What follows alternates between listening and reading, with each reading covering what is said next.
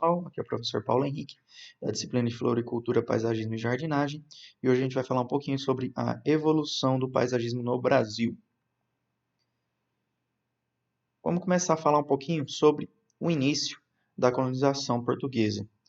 Nessa época, como Portugal não teve expressão no paisagismo, igual Itália, França e Inglaterra, então a gente não teve uma expressão de paisagismo e jardinagem no Brasil nessa migração da colonização. Mas a gente teve as invasões holandesa, francesa, depois a gente teve vários japoneses, chineses, enfim, o Brasil é multicultural hoje e a gente tem vários estilos que foram introduzidos nessas migrações. No Brasil colonial, não existia essa preocupação de paisagismo. Então, as casas ocupavam basicamente o terreno todo e, como eu disse, não tinha um estilo ou tendência. Essas são fotos de jardins coloniais feitos atualmente ou antigamente mantidos até hoje. Então, você vê que não há essa preocupação com muitas plantas, né? Mas o jardim, a preocupação é em deixar a casa exposta, tá? Já no século XIX, nós tivemos algumas mudanças. Por quê? O pessoal começou, como a gente faz até hoje, a utilizar plantas medicinais e temperos, né, plantas aromáticas e plantas para alimentação nos jardins.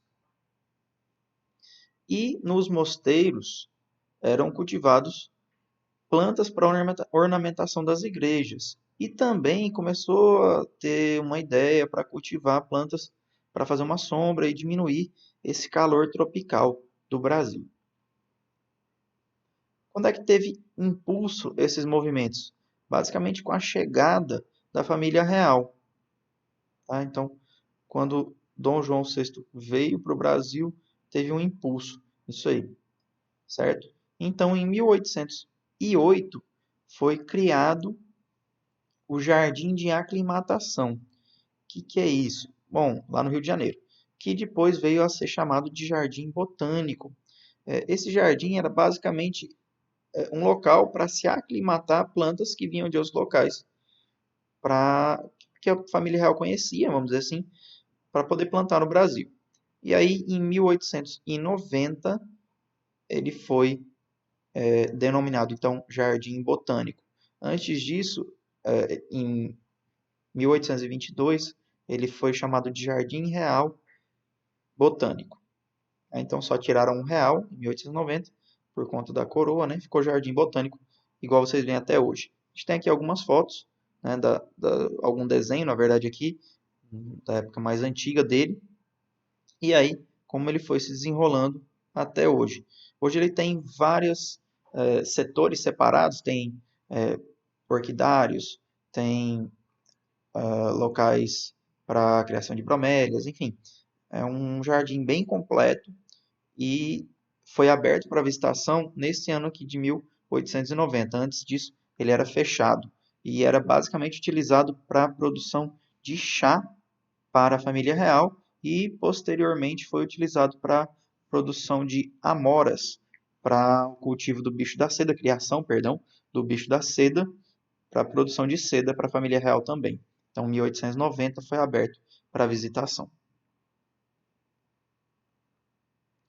É importante lembrar que tudo isso foi baseado em que a Europa era um modelo de civilização e desenvolvimento. Então, tudo que era feito era se copiando os grandes países da Europa. E no caso do paisagismo não foi diferente. A ideia do jardim botânico e tudo em si era sendo copiado o que existia na Europa e que se achava belo e moderno, civilizado. Já no século XX, nós já temos algumas diferenças. Que é a principal diferença? É o aparecimento, vamos dizer assim, de Roberto Burle-Marx, que é esse cidadão que vocês estão vendo aí do lado direito, já na idade mais avançada, né? E aqui quando ele era novo ainda. Tá? Quem é esse cara? O que aconteceu então? Bom, o início do trabalho de Burle-Marx, de Roberto Burle-Marx, foi em Recife.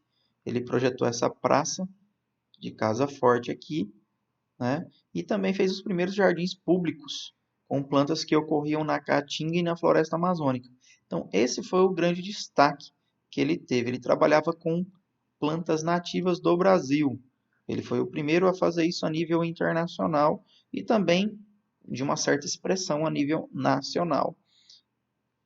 Os jardins dele, então, utilizavam plantas nativas para as composições paisagísticas e basicamente esse foi o projeto, a linha projetual dele. Plantas nativas do Brasil, caminhos sinuosos, né? Essas ondas também, a gente vai falar um pouquinho delas depois, e jardins de fácil manutenção, tá vendo? Jardins que não exigiam muito cuidado, como eram os da Europa, que exigiam extremo cuidado. Então, uma das marcas do Burle Marx também foi essa. Ainda falando sobre o Roberto Burle Marx, a gente vai falar um pouquinho mais sobre ele, porque ele foi o paisagista mais expressivo que o Brasil teve. Tiveram outros, mas ele foi o mais expressivo, tanto nacional como internacionalmente. Tá? Então ele teve 61 anos de carreira e nesse período ele tem mais de 2.000 projetos que ele assinou, recebeu inúmeras honrarias, mas teve uma honraria que ele ficou bem sensibilizado, que é a classificação de um tipo de Anthurium, né, conhecido antigamente como Anthurium, até hoje, perdão, como Anthurium, né, a Philodendron burlemaxi, que é a planta que aparece inclusive naquela primeira foto lá, vocês lembrarem que eu mostrei para vocês dele, porque é uma planta que ele ajudou a difundir no mundo inteiro. Mas não foi só essa, tiveram outras plantas, tá? Como esse tipo aqui de Maranta, né? Que é a Ctenanthe burlemaxi. Ela tem uma característica muito legal, que pode ser cultivada em interiores, em vasos, e se você colocar ela no sol, ela vai ficar mais avermelhada aqui. Estão vendo? Esses caminhos aqui de dentro que estão brancos vão ficando mais avermelhados.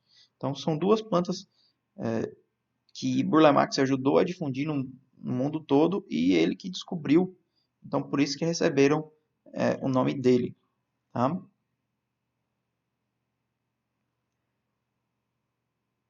Ele faleceu aos 84 anos, como a gente disse, deixou inúmeros trabalhos, tanto aqui quanto no exterior. Ele trabalhou nos Estados Unidos, Chile, Argentina, Venezuela, Uruguai, Equador, Paraguai, Porto Rico e França. Então, foram muitos os trabalhos que ele deixou. E algumas revistas, se vocês procurarem, vocês vão achar esse tipo de trabalho de Burle Marx, que foi feito em Nova York, e ele fez um jardim tropical, então, em Nova York, bem conceituado lá esse jardim.